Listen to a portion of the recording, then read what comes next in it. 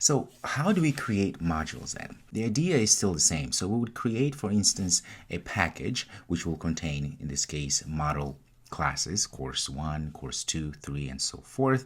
And we would create another package. In this case, would still have the com.bot.help. So the second package here would have helper classes, helper 1, 2, 3, 4, and as many classes as we want.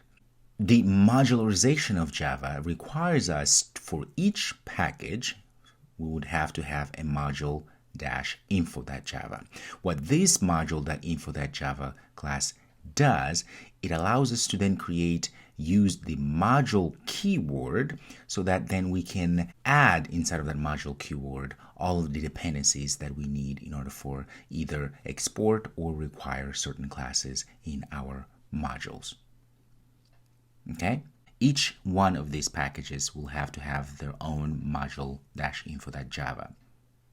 Okay? It's not something that's going to be one for all of these packages. It has to be for each one of them, because each one has to control what it's been exported or what are the modules or classes that are being exposed or hidden from the outer world. There's a lot of intricate things that we can do to hide certain modules or export certain modules within our project. And it may seem very trivial in the beginning, but you will start understanding as you build bigger applications the need of abstracting out certain APIs or certain modules within your project. And the next point I need to make here is that this module info has to be at the root directory of the package. And we will see that.